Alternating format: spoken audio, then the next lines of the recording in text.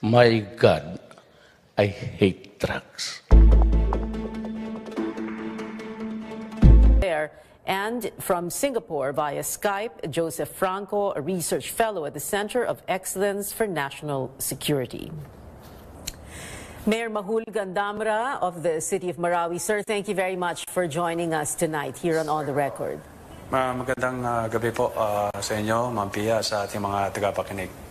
Mayor, let's begin with this. I wonder if you remember that in the late afternoon of May 23, 2017, we were speaking on the phone and I was asking you about those men who were clad in black, who were dressed in black, who were roaming the streets of Marawi. At that time, sir, you said that you were aware of these men, but that things were under control.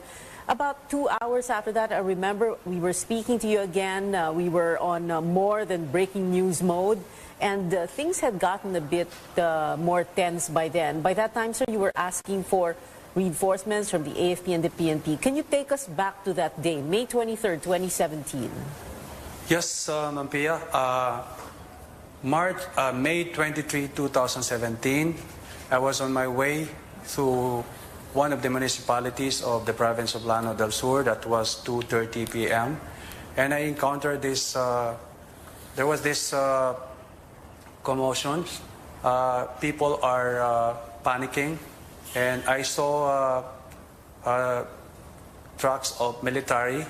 And I asked some of my policemen who were accompanying me then to verify the situation. And we were informed that during that time, there was this service of warrant of arrest against some members of the multi-inspired group, and this includes Isnelo Napilon. And so that started the siege. So when I realized that lumalaki na po yung gulo, I went back to the City Hall for us to be prepared for any eventualities. And of course, sir, that eventualities, medyo nanganak yung problema na yan. It didn't end that day, it didn't end that week or that month. As a matter of fact, sir, it stretched on for 5 months. What were you feeling then at the time? What were you thinking then at the time as mayor of that city, knowing that a war had come to the city of Marawi?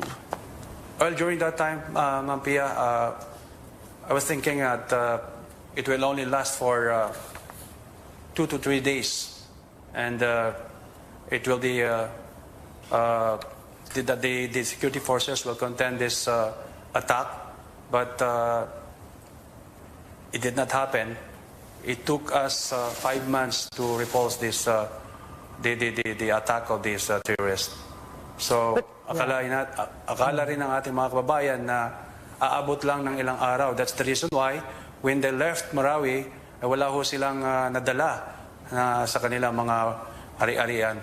Sir, the war, like we were saying earlier, of course, it lasted 5 months. Did it wipe out Islamic militancy? Because what we have right now is information that there's recruitment going on, that there are still multi-ISIS members roaming around in that area. There are still elements who are allied with them who are in that area. Is that correct, sir?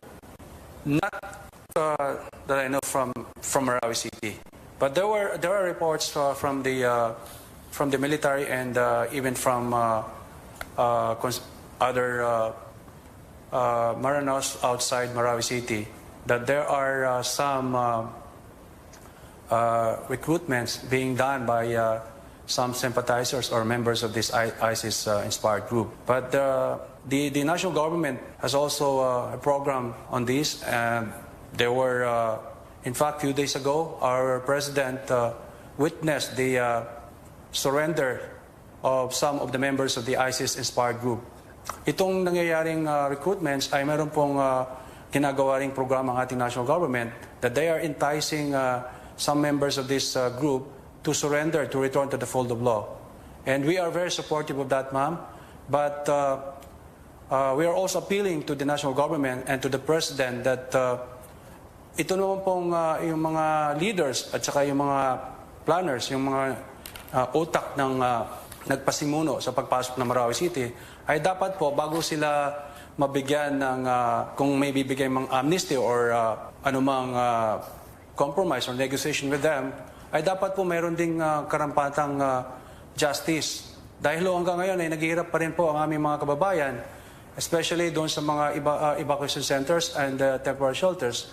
So it might be sending wrong signal na hindi pa ho tapos ang aming paghihirap dito sa Marawi City, ay itong mga leaders or organizers ay nabibigyan ng much priority in terms of giving opportunities for them. So I'm clear that it is very clear that we are very supportive of this initiative. But for those organizers, leaders, yung utak po ng grupo na ito ay dapat po they should be held accountable para po magkaroon tayo ng justice doon sa nangyari dito sa Marawi City. Sir, my one last question. Paano po nakabalik ang Maute ISIS? We thought that with the war and the declaration that the war was over, that they had been wiped out, that they were that they had been at the very least decimated. Paano sila nakabalik at ngayon meron na silang ongoing recruitment? Yung pong naipit dito sa Marawi City, yung mga membro, mga leaders nila, especially yung mga Maute family, ay talaga pong most of them are one way or the other ay namatay as a result of the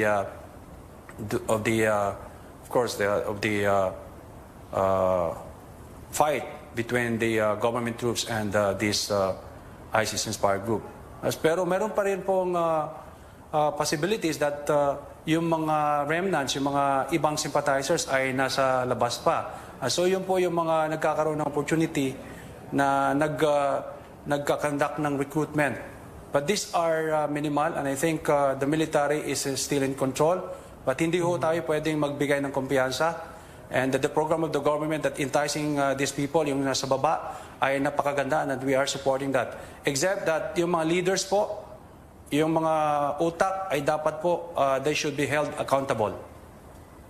Mayor Mahul Gandamra of the City of Marawi. Sir, thank you very much for joining us this evening.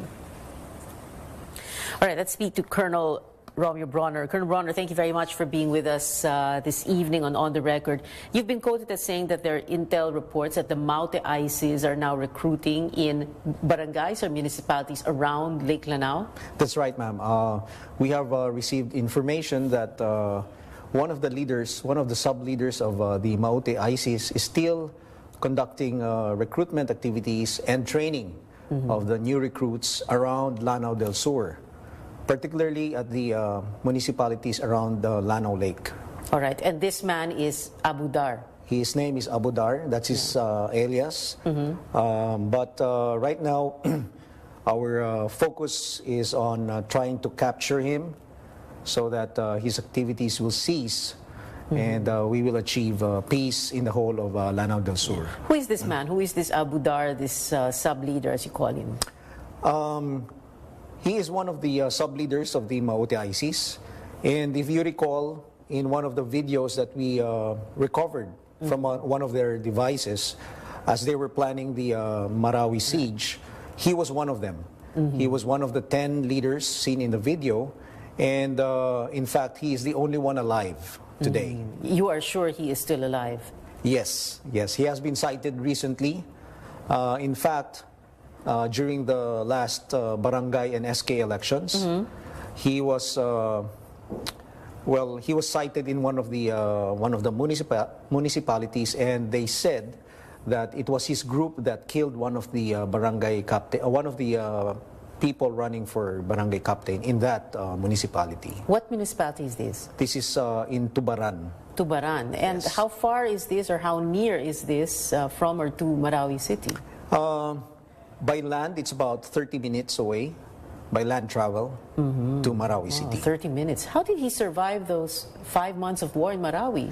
When every last one of them, including Isnilon Hapilon, Omar Yes. Maute, were killed. Actually, the reason why he survived was because he left the main battle area early on during the Marawi siege. We believe that he was sent out for the purpose of recruiting more members or recruiting fighters to reinforce those fighting inside the main battle area. Left early on.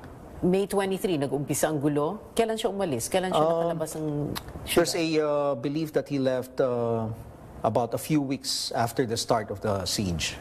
Okay, and then since that time, a few weeks after May 23, when he left to recruit and to train more people, until this time, no, na how many months since the war ended?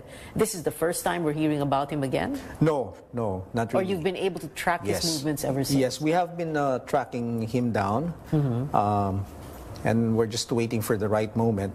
But actually, one of the efforts that we're trying to do now is that we're trying to convince them to surrender.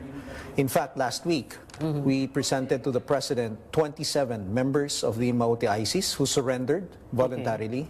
Okay. And probably within the next few days, we will be having more surrenderies.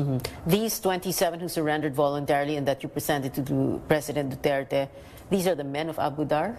Yes. So most of them fought during the first days of the siege and then left. So some of them are with the group of Abu Dar. Yeah. And the others, for instance, the wife and the son of Otto Maute. Otto is the eldest among Brother of yes. Omar and Abdullah. That's right. Okay. So they were among those who surrendered first. Okay. When you say 27 surrendered, they surrendered where? In the municipality of Tubaran? No. Where? So they're actually distributed in the different municipalities of Lanao del Sur. Yeah. And it was an intelligence operation that was conducted to convince them to surrender. And this started even last year, as early as last year. Okay. So if 27 surrendered, how many more men and or women and perhaps even children are we talking about? But before that, walang bata, right? No one May under mga the age bata. of 8. May bata. Okay. May bata. In fact, the son of Otto is only 15 years old. Okay. And he started training when he was 9 or 10. Okay. So how many men, women, and or children are we talking about na who are still out there, who are with and fighting alongside, recruiting alongside Abu Dar? We don't know exactly the number, ma'am, but we're looking at about 100 more. Yes. Okay. How well armed are they? Are they armed? What do they have? Yes, they are armed. They brought with them some of their high-powered firearms. Although we have had a program to recover the loose firearms, we have recovered so far about more than 2,600 in the whole of Lanao del Sur and Lanao del Norte. Yeah. But we believe that they still have a sizable amount of firearms. And how militant are they?